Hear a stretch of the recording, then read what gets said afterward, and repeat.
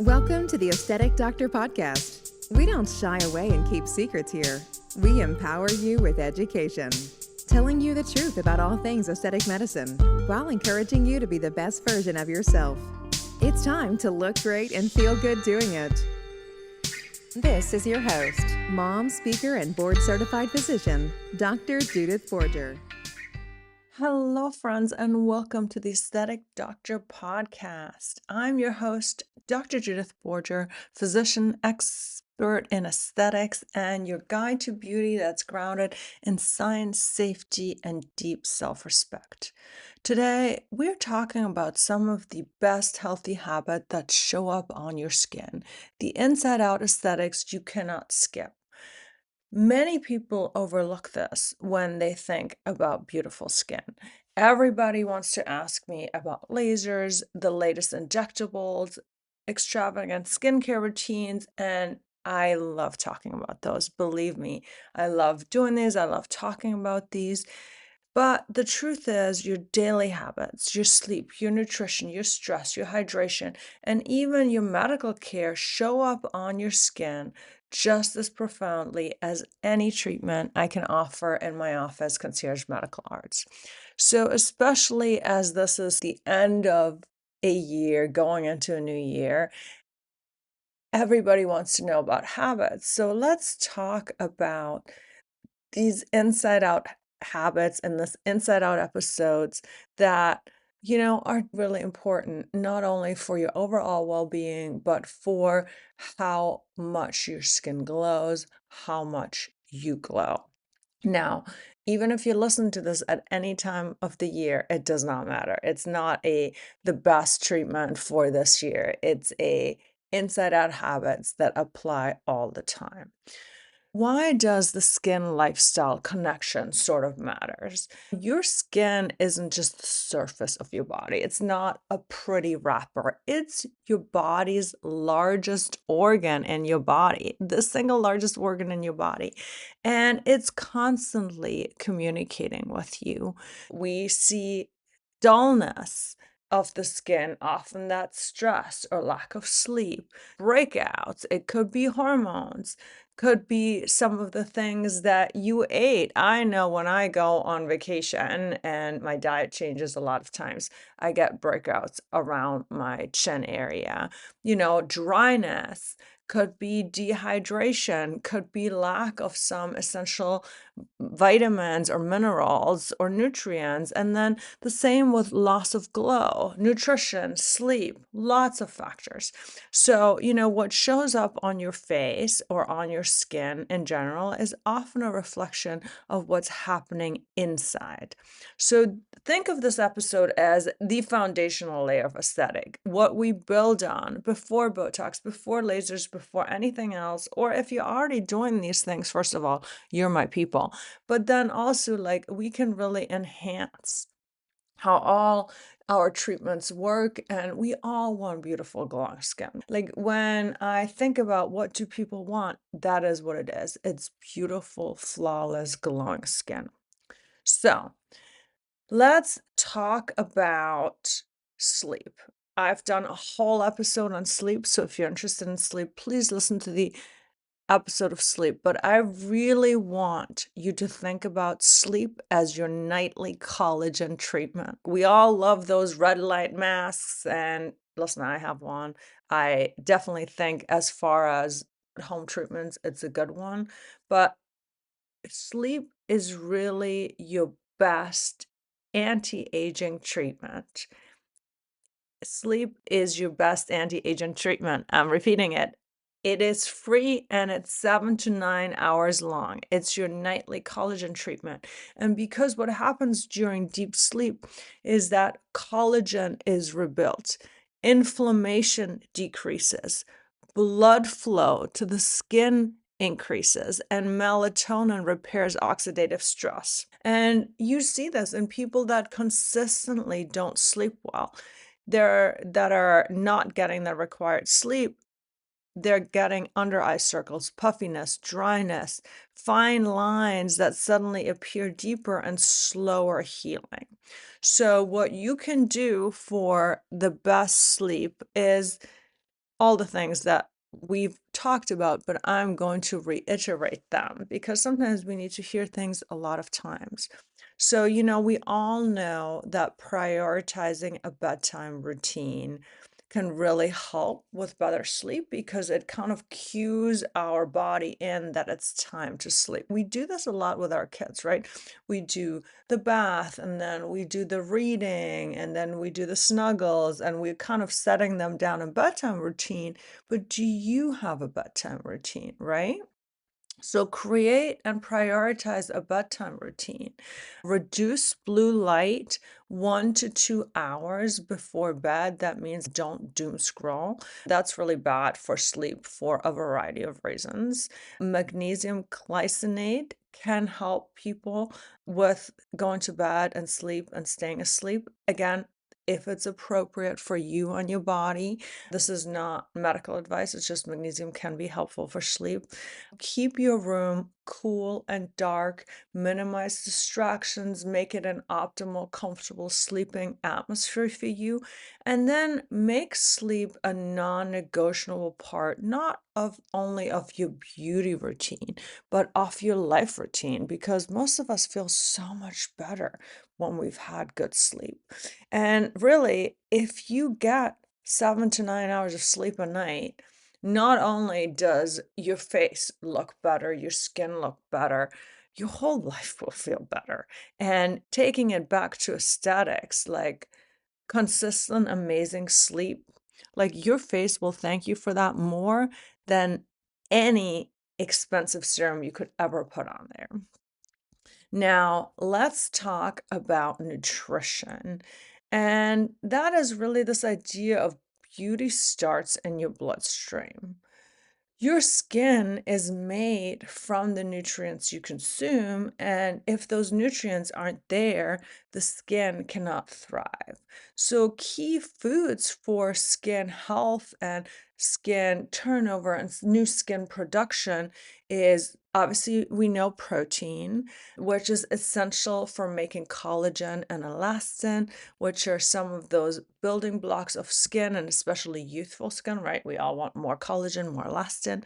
We need healthy fats to support the skin barrier.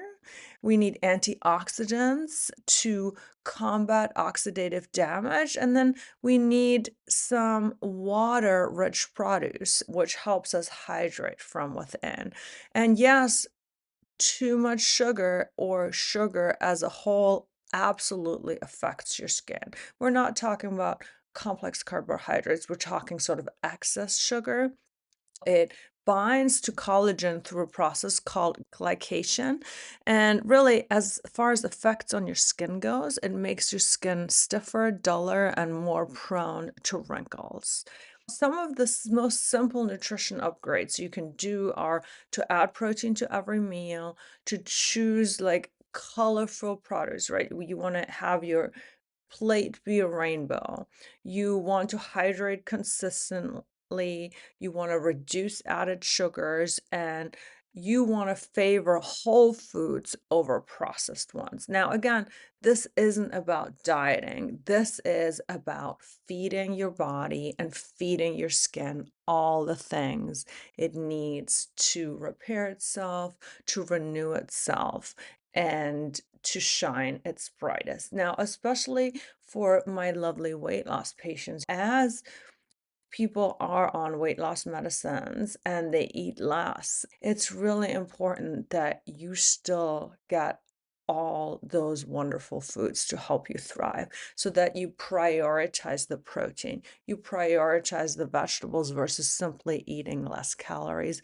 And then again, talk to your nutrition counselor or your healthcare provider if there's any nutrients or minerals that you feel like you need supplementation on. Now, let's talk about stress and hormones, which are the hidden skin agers. And stress doesn't just feel heavy. It shows heavy on not only your energetic field, your being, but also because this is what this episode is about, your skin. Now, cortisol, which is your main stress hormone, actually breaks down collagen in your body. It drives inflammation. It worsens acne. Now, all of us have had that, right? When we're suddenly stressed and you have breakouts, it contributes to redness and rosacea. That's how it shows in my body. I have rosacea. So I know that, like, when I get stressed, my rosacea definitely gets worse because it drives inflammation, cortisol does. It triggers hair thinning and it disrupts sleep, which we all know, right? That 3 a.m. panic wake up, which then cycles back into aging. And if you're in your 40s like me, there is the perimenopause and hormone shifts that amplify all of this, right? Who here, like me, struggles with perimenopause, their hormones? So thank God it's all sort of one of those things that's on the forefront. We have more and more options on this, but we all know that perimenopause and hormone shifts amplify all of the hormonal skin, hormonal life kind of balance.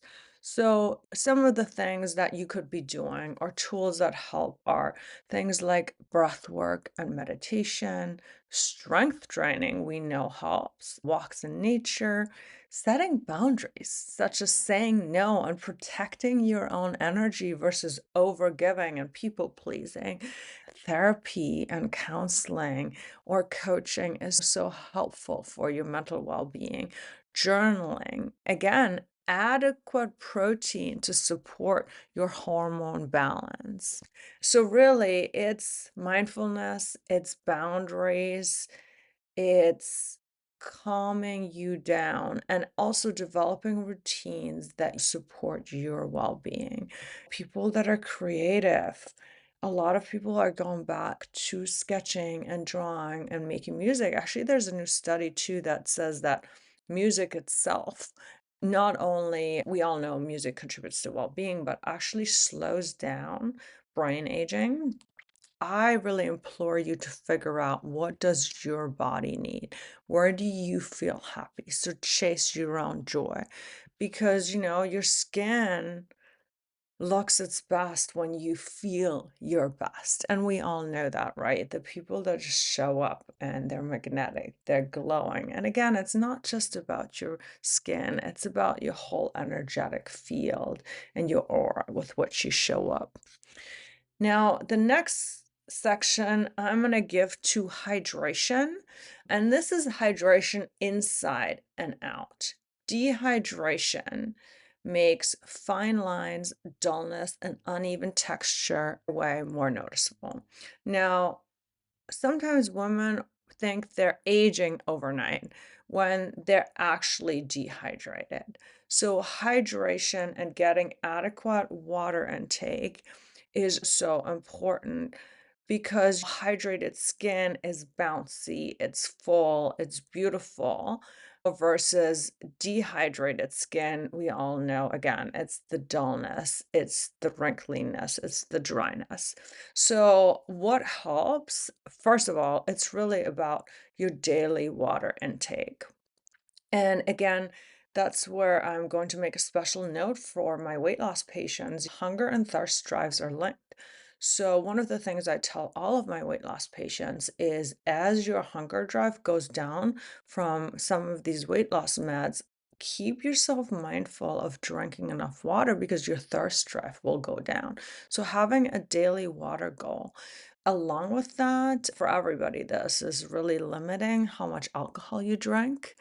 Add electrolytes when needed, such as during a super hot day or you're doing a really long, strenuous workout.